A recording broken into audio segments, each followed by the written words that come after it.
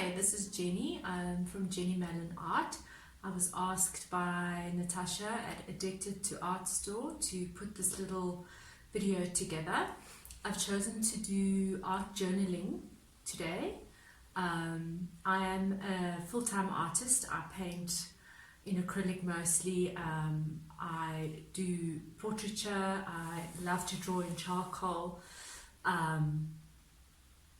I love doing abstract work, but I'm focusing a little bit more on art for everybody, and so this is why I'm doing art journaling, because I think no one needs any talent. Most people I think have the ability to create.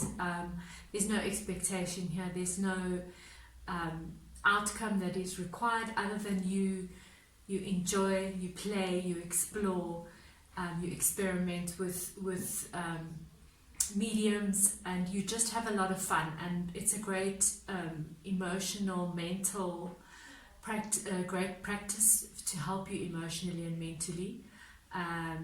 But it's also a way to explore art and techniques, and to, at the end of the day, you just feel so good after doing a session of art journaling.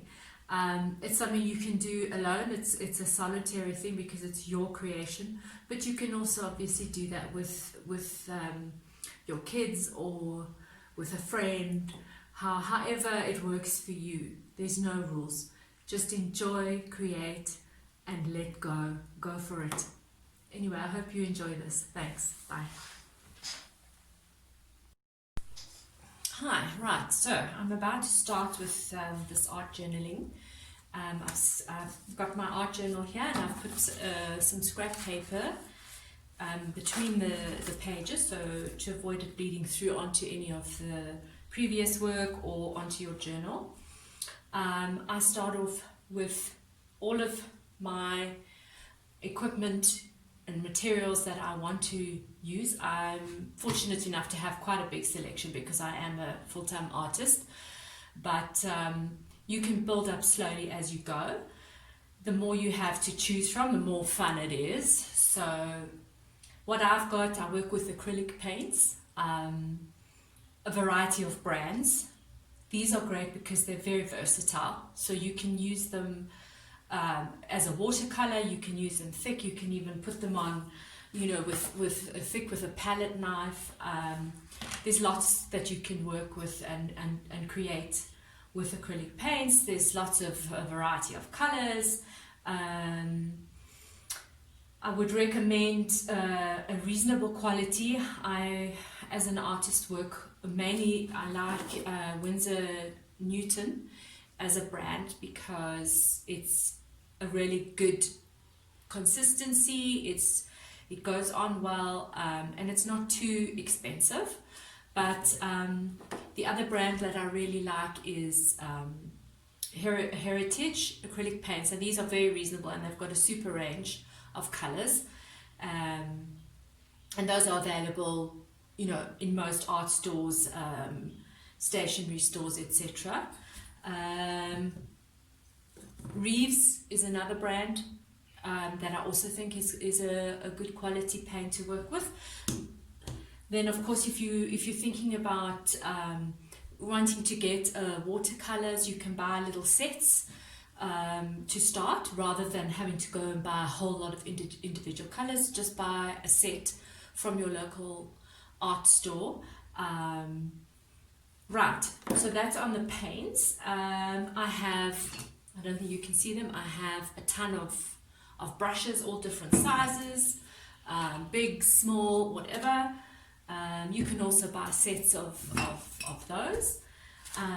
You don't need to spend a lot of money. This is the thing. You stick to what you can afford. So build up slowly, but get some basics going. I love working with the pastels because the colors are so bright and vivid, and it's fun to really get expressive with these. These are the soft pastels, but you can also work with oil pastels. And also then, of course, a range of colored pencils. I've got a whole set over there. I can't fit it all into the camera for now, but yeah, colored pencils are also great to work with. So I've got a huge set of those next to me. I just use a plastic plate. They're very cheap from your supermarket. I can use them over and over, or you can toss them away when you've had enough. And actually, half the time, these palettes start ending up looking like an amazing artwork on their own. I always have a bit of paper towel with me just to dry the brush and mop up anything if you getting into a little bit of a mess. Obviously, let's show you here quickly the art journal itself.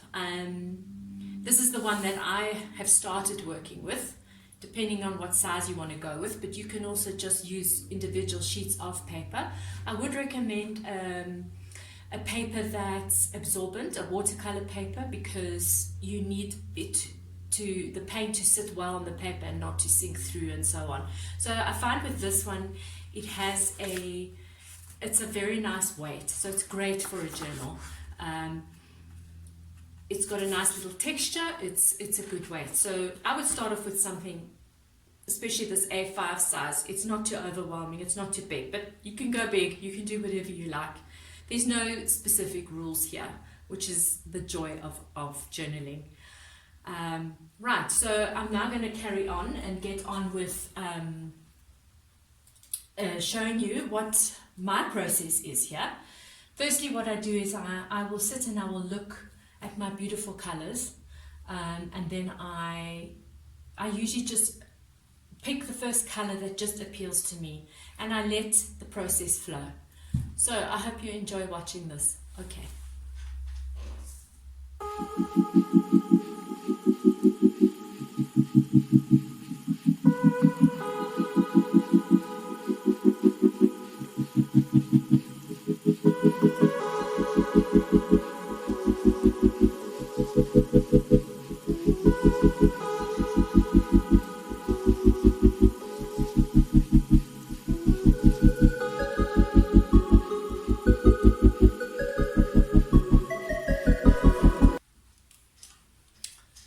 Okay, so I'm now just finishing off. I've created this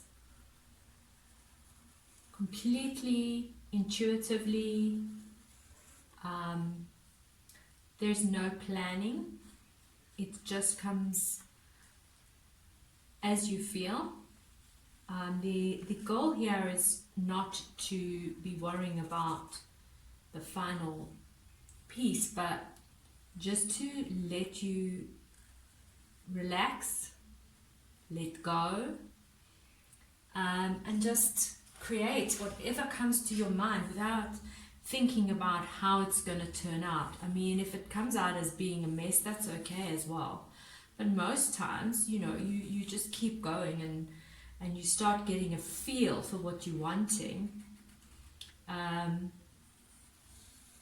And ideas just pop into your head without you even thinking about it, and you just go with those. So here I kind of went sort of quite mad here with this red, this red chalk pastel, which I just love it. It's luscious and delicious, and the beautiful contrast with the vivid green. I'm just really loving what I'm seeing here.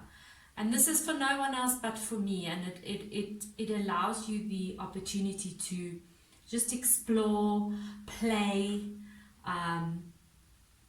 using my fingers. As you saw, I was doing all these little dots underneath. I started off with this very watercolor background, which I then